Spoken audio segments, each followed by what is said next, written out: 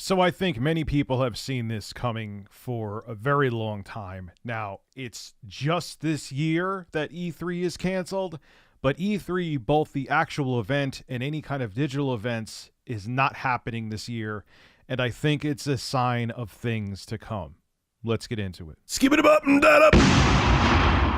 With a 32-inch 4K Ultra HD resolution, a 98% P3 IPS panel with HDRI, FreeSync Premium Pro, 1 millisecond response time, and 144 Hz refresh rate, built-in 2.1 channel speakers powered by Trevolo Audio, an AI noise-canceling microphone for super clear voice communication, DSP chips to augment depth, clarity, definition, presence, and stereo field imaging, multiple ports that make it compatible with all different kinds of devices, and BenQ proprietary eye care technology for viewing comfort. The BenQ EX3210U is the perfect monitor for your PlayStation 5, Xbox Series consoles, or gaming PC. Click the link in the description to find out more.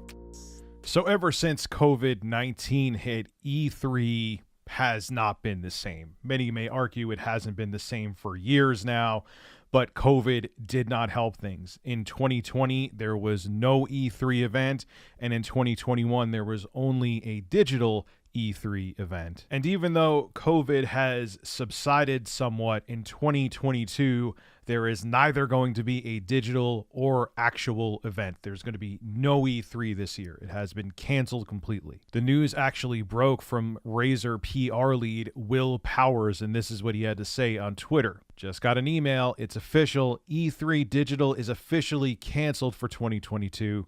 Lots of mixed feelings about this. Also, the actual in-person event is canceled as well. Now, the ESA released an official statement to IGN about E3 2022 being completely canceled, and this is what they had to say. They said they're going to be coming back in 2023 stronger than ever. I'll give my thoughts on that after I read this to you. We will devote our energy and resources to delivering a revitalized physical and digital E3 experience next summer. Whether enjoyed from the show floor or your favorite devices, the 2023 showcase will bring the community, media, and industry back together in an all-new format and interactive experience.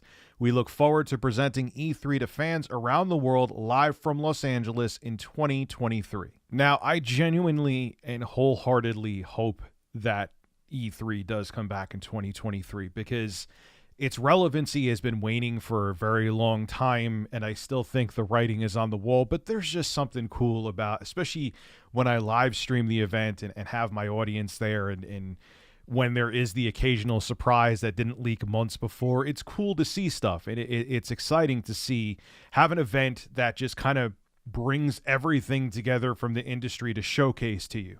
A lot of times, especially in the past few years, it is hit with a resounding thud, but nonetheless, it's still a celebration of the industry, and I do love that about E3.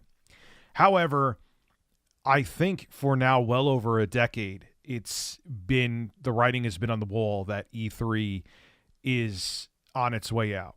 And it's funny, it started with a company I never expected it to start with, and that's Nintendo. They released their first Nintendo Direct back in 2011. And I remember I was so short-sighted back then saying, oh, who wants this?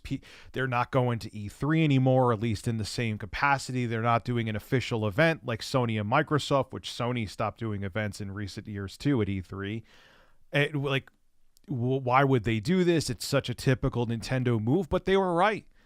They saw the future that people are just going to want to see a damn video on YouTube talking about a new product or a new console or a new game.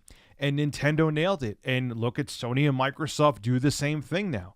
Why do you need a singular event when you could be a corporation with a YouTube channel, and instead of paying millions of dollars to do some grandiose Academy Award level event at E3, you could just upload a video and just have minimal production value, just do whatever you need to do to make a professional video from your corporate offices. And it's going to get the same reach that it would at E3, maybe even more.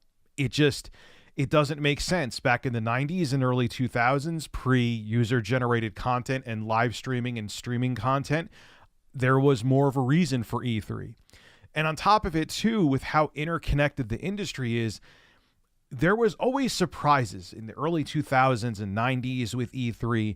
There was always surprises because not everything leaked. Not everyone who had an insider, not news articles weren't all over the place. YouTubers weren't all over the place.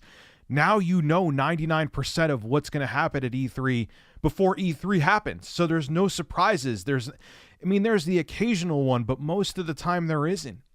So I want to see E3 come back. I hope it truly does come back next year, and I think it will, but if it doesn't, it wouldn't surprise me either, because times have changed, and I feel like E3 is a relic of the past. I hope I'm wrong. I do love the show, but I just see all the signs leading to E3 is going to cease to exist, probably within the next few years.